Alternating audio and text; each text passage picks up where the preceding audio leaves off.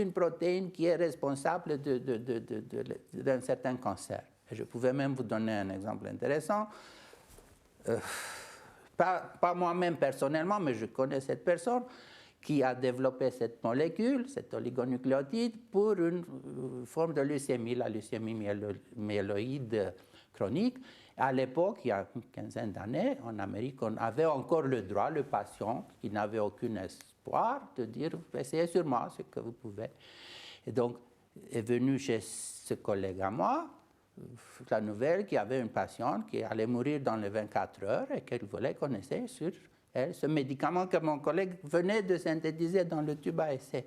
Donc, il a filtré la substance par un filtre millipore pour la désinfecter, on l'a injecté à la patiente et elle a guéri d'une seule piqûre. Elle fait la police même aujourd'hui devant l'hôpital parce qu'elle est femme policière. Donc, vous dites bien que cette piqûre qui a été injectée a guéri cette personne? Oui. Et ensuite, alors, pourquoi cette piqûre n'est pas dans le marché aujourd'hui? Je vais vous dire, mais je vais quand même dire pourquoi cela s'est réalisé. C'était un événement inattendu pour les scientifiques aussi. C'est qu'en éliminant cette protéine due à une translocation chromosomique, en l'éliminant, la cellule n'avait pas l'ancienne protéine native non plus, et donc elle a déclenché le processus de mort cellulaire. Ça s'appelle l'apoptose. Donc la cellule, toutes les cellules qui avaient cette mutation, cette anomalie, se sont tuées elles-mêmes. Et depuis, on sait que pour traiter le cancer, il faut trouver des agents thérapeutiques qui vont déterminer les cellules de se tuer elles-mêmes. C'est ça l'idée de la recherche d'aujourd'hui. Cette méthode a été appliquée de plus en plus en Amérique, puis en Angleterre, puis même en Italie, et puis les lobbies pharmaceutiques ont poussé que c'est trop bon marché, comment guérir le cancer d'une seule piqûre, etc. Et puis la Food and Drug Administration, ils ont décidé qu'il fallait davantage de recherche, et puis ils les ont interdit. Mais ça, c'est tout de même... Excusez-moi, mais c'est de la manipulation. Les gens sont victimes de tout ça. Parce que ce que vous trouvez là, ça peut influencer, ça peut guérir des personnes. Et les industries pharmaceutiques enlèvent le médicament. Je trouve ça absolument fou, quoi. Laissez-moi vous raconter la suite. C'est vrai, mais on est manipulé comme ça dans tous les domaines et partout, et à chaque minute.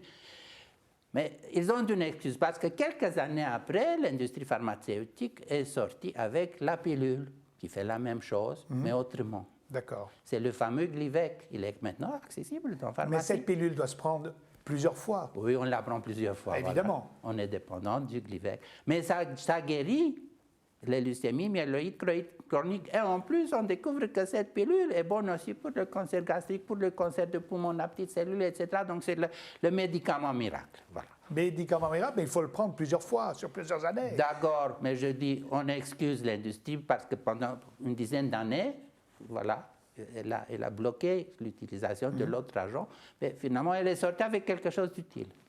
Alors, on ne va peut-être pas faire le procès aujourd'hui des industries pharmaceutiques, on n'est pas là pour ça, mais enfin, ça mérite tout de même réflexion. Ce que je vous propose également maintenant, c'est de découvrir un autre document image très court. C'est un micro-trottoir qui a été également réalisé par l'équipe d'Antidote. Le cancer, est-ce une chose qui vous préoccupe? Et si l'on est guéri, y a-t-il une nouvelle vie qui commence? Regardez.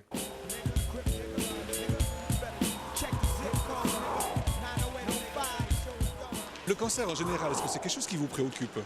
Oui, parce que j'ai été confronté avec la prostate et je me suis fait opérer, je me suis fait enlever la tumeur cancéreuse et puis depuis, impeccable. Je connais pas mal de personnes qui sont touchées par cette maladie, enfin par ces maladies. Et puis, on voit que les conséquences, elles sont graves, quoi. Vous pensez qu'il y a des moyens de prévenir le cancer? Vivre en accord avec soi-même, surtout aussi au niveau émotionnel et tout. Je pense que c'est aussi beaucoup une source de cancer, les conflits qu'on a avec les gens qu'on a autour de soi. La façon de se nourrir, la pratique sportive, etc. Je pense que c'est des bons moyens de prévenir certaines maladies cancérigènes. Une bonne hygiène de vie est toujours mieux, mais pour toutes les maladies, de toute façon. Et si par malheur quelqu'un a le cancer, vous pensez qu'il y a moyen d'avoir de nouveau une vie après le cancer? À condition qu'il remette en question en fait, sa manière de vivre. Parce que ce qu'il a obtenu en vivant comme avant, s'il ne change pas sa manière de vivre, il ne va pas changer les résultats. Voilà quelques avis pleins de réalité, j'imagine. Qu'est-ce que vous en pensez? qui n'ont pas eu le cancer, sauf le monsieur du début, je pense qu'à ce moment-là, on remet en question son existence et on se pose les bonnes questions qu'on a évité de les poser jusque-là, ou qu'on nous évite à nous les poser en nous occupant avec toutes sortes de bouffonneries et de choses. Donc il y a un changement de vie tout de même, une prise de conscience. Oui. Parce qu'on dit toujours qu'après 5 ans de rémission, on dit souvent que le patient peut peut-être être guéri. Est-ce qu'il y a manifestement une possibilité d'avoir un autre cancer ou le même cancer? Oui, on considère qu'après 5 ans, on est guéri du cancer qu'on a eu. Malheureusement, on a de plus en plus de cas où des personnes qui ont guéri d'un cancer font un autre, pas le même. Donc, soit ils ont une prédisposition vers des mutations génétiques qui font qu'ils font un deuxième cancer, ou pourquoi pas, et c'est une hypothèse qui est étudiée, peut-être c'est le traitement du premier qui a causé le deuxième cancer.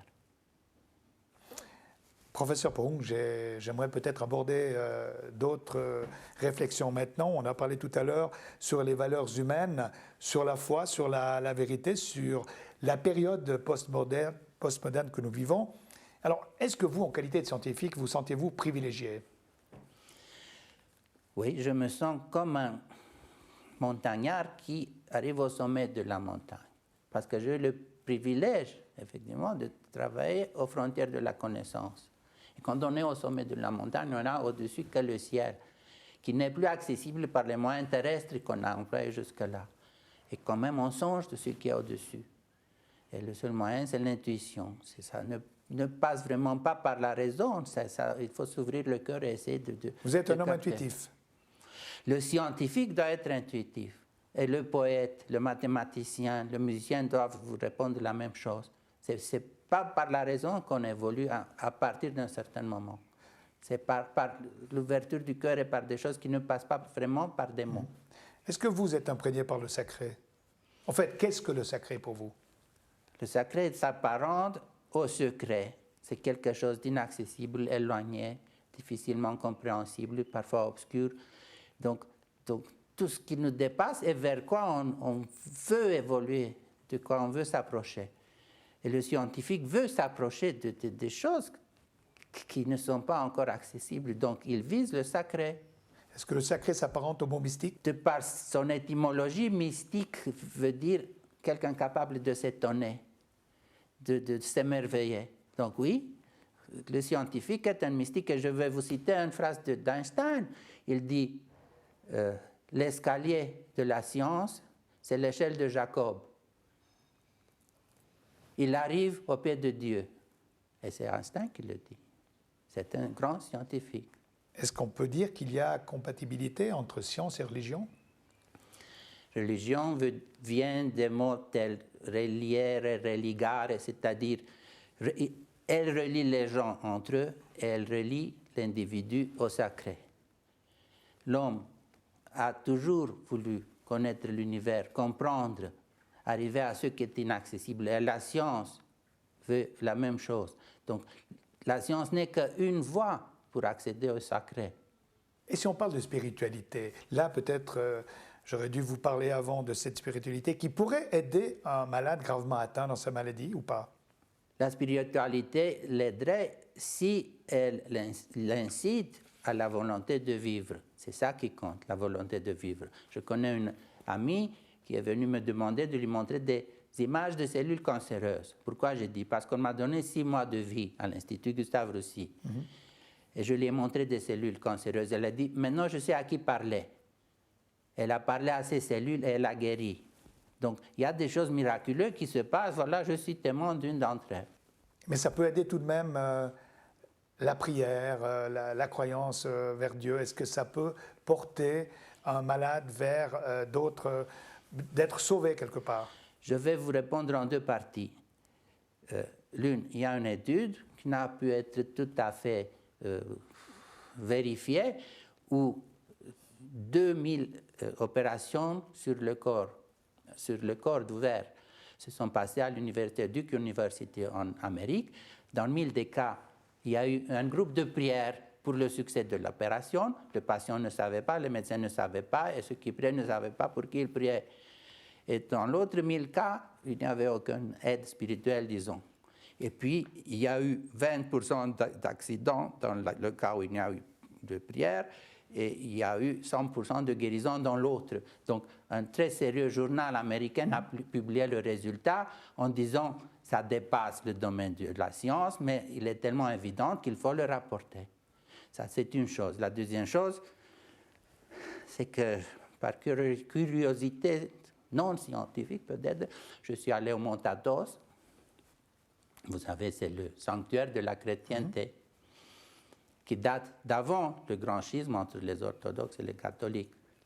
Et là, ils m'ont dit, il ne faut pas prier pour demander à Dieu quelque chose, éventuellement pour lui remercier. On est devant un examen, je te remercie Dieu de m'avoir amené jusqu'au point où je peux espérer passer cet examen. Vous mettez le doigt sur une question importante où les gens, très souvent, ignorent cette spiritualité, ignorent cette croyance, mais quand ils sont dans la difficulté, ils ont recours à Dieu. C'est un petit peu tout de même quelque chose de, je dirais, d'hypocrite. Oui, c'est parce qu'on vit des temps où on veut nous rompre des traditions, des choses qui ont fait leur preuve. Lorsque nous sommes rencontrés pour la première fois, vous avez évoqué un terme qui est important pour vous, et je pense pour le tout un chacun, le mot créateur. Oui. Comment l'imaginez-vous?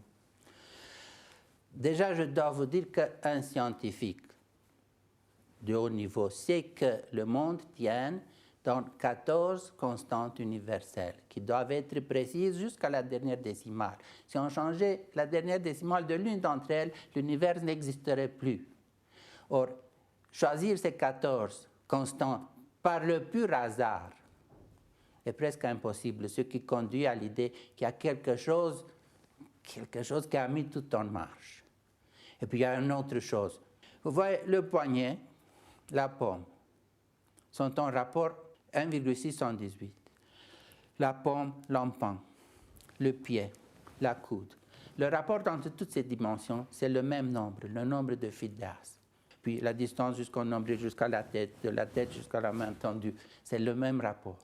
Mais le même rapport, on le trouve dans la forme des galaxies en spirale et la forme des conques, des escargots et des conques. Et dans les plantes, prenez la pomme de pin ou prenez un ananas. Vous voyez des spirales qu'on peut dessiner à sa surface. Vous comptez les spirales dans un sens et le nombre de spirales dans l'autre sens. Et le rapport de ces deux nombres est toujours le nombre phi, le nombre de Phidias. Ce qui montre que dans le règne minéral, végétal, animal, chez l'homme, tout est gouverné par un même nombre. Donc il y a une loi, je dirais avec grande L, commune, qui est derrière l'harmonie de l'univers. Ce qui mène à l'idée qu'il y a quand même un créateur qui a tout mis en route. Donc si vous me demandez comment je vois le créateur, c'est celui qui a tout fait et qui infuse l'univers par une vitalité qui le fait progresser. Dites-moi, professeur, l'être humain, j'ai l'impression aujourd'hui, il a besoin d'un retour aux sources. Est-ce que vous pensez que l'être humain d'aujourd'hui veut se reconnaître dans les valeurs de nos ancêtres, dans la vie en général? On vit des temps difficiles où on essaie de nous rompre de notre passé. Mais pour survivre justement au bouleversement qui nous attend, il faut savoir retourner aux traditions parce que ce sont elles qui ont fait leurs preuves. Ce n'est pas pour devenir réactionnaire et réductionniste, au contraire, pour savoir s'il y a quelque chose qui a fonctionné afin de mieux avancer. On ne peut pas tout bouleverser et tout renier si on veut qu'on ait une continuité de la civilisation et de l'humanisme. Et puis alors, peut-être une question importante, j'aimerais juste que vous donniez votre avis sur la différence entre l'éthique et la morale. Et aujourd'hui, la morale n'est plus ce qu'elle était. Il me semble que par la société dans laquelle nous vivons aujourd'hui, elle était quelque peu bafouée. Qu'est-ce que vous en pensez? On disait que c'était la religion qui était le transporteur ou le propriétaire de la morale. Et je dis non, le propriétaire de la morale, c'est Dieu. Et puis il y a Kant, Immanuel Kant, qui s'émerveille du ciel étoilé au-dessus de moi et de la loi morale en moi-même. c'est-à-dire de l'unité et de l'harmonie de l'univers, et du fait qu'il y a une petite étincelle de lumière, partie de la lumière universelle qui est en moi-même, mais il faut creuser, la trouver. Alors,